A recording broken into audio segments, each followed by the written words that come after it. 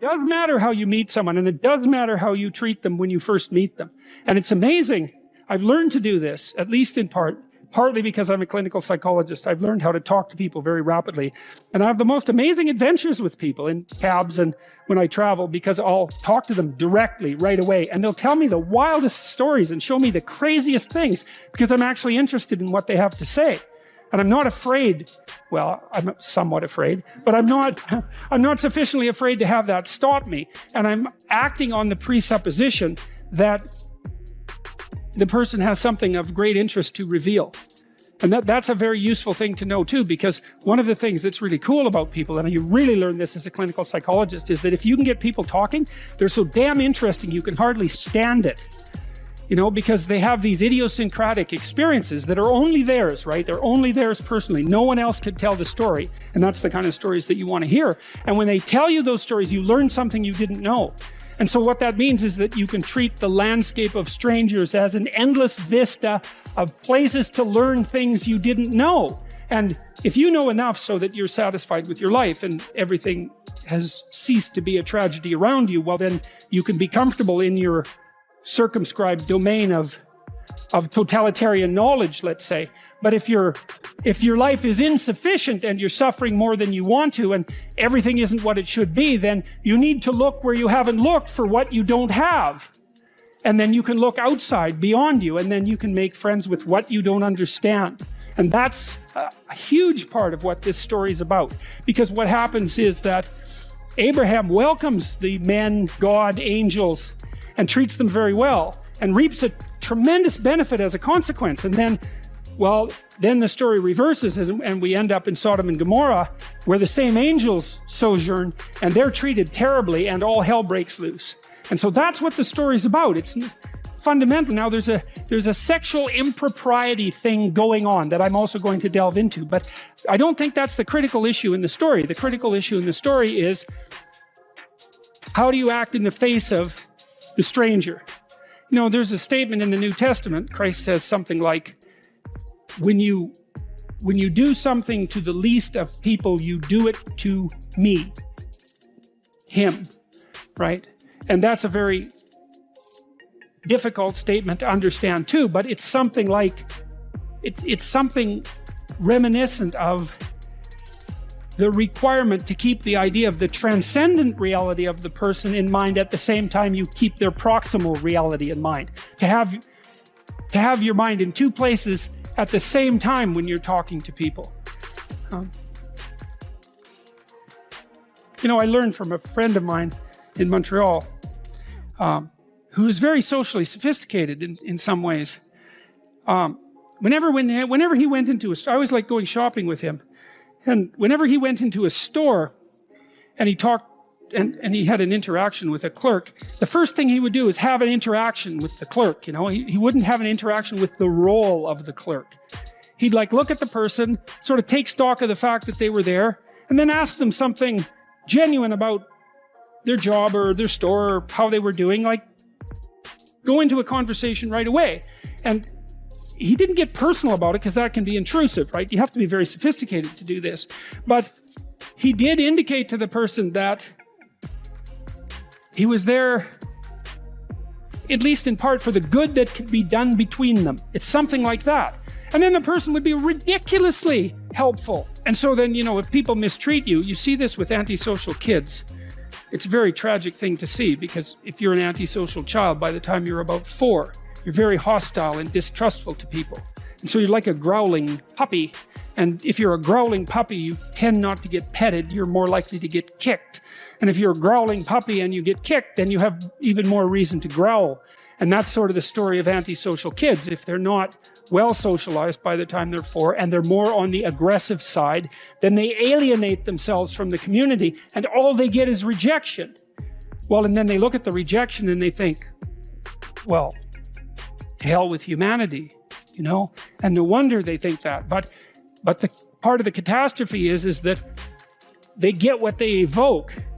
And I'm not saying it's their fault precisely, but it doesn't matter. That's still what happens. And so you might ask yourself, if you're not getting from people what you need, there is some possibility that you're not approaching, especially if this happens to you repeatedly across people, then this is a virtual certainty. If it happens to you repeatedly across people, especially if you have the same bad experience with people, it's not them, it's you. I would say 3 is the limit.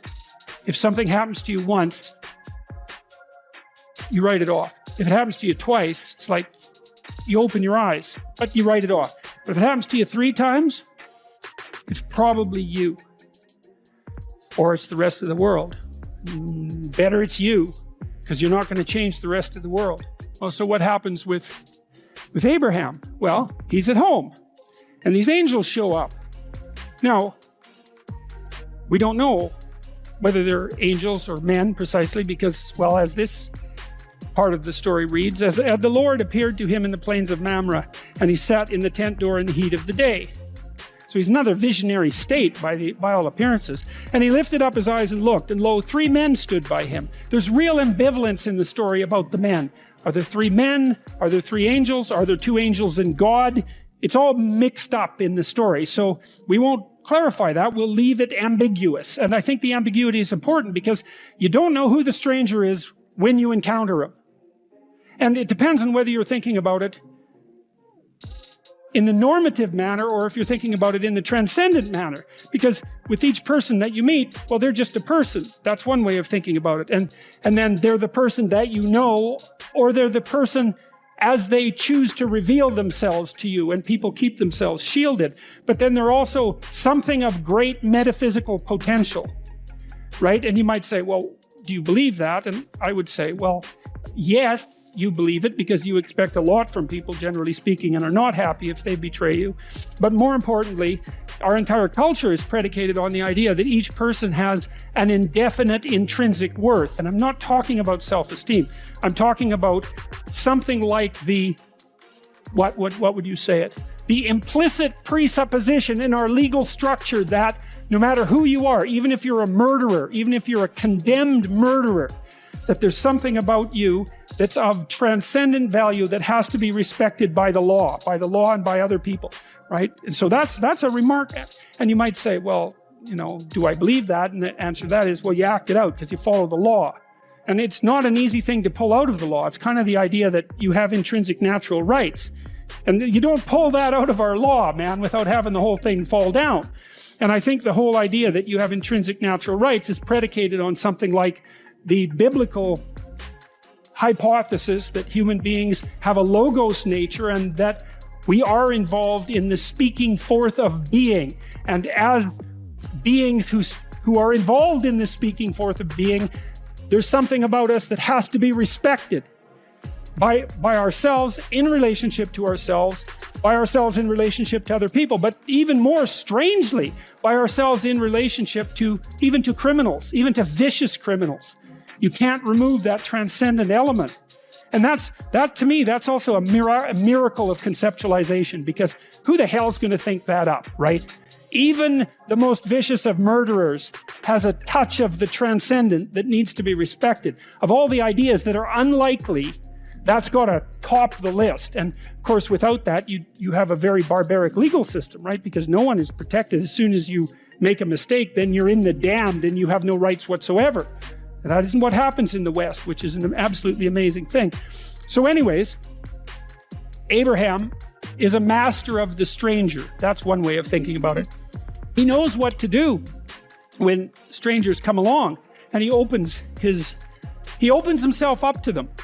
And I would say he does that. We know he's not a naive guy, Abraham, right? He's no weakling. A couple of stories ago, he took a big army and, went and harassed a bunch of kings and took his nephew back. He's a tough guy. And so if strangers show up and he welcomes them, it's not because he couldn't do otherwise. He could certainly do otherwise. And it's not because he isn't aware of what people can be like. He's perfectly aware of what people can be like, but he determines to take a particular attitude towards them, and that is to welcome them.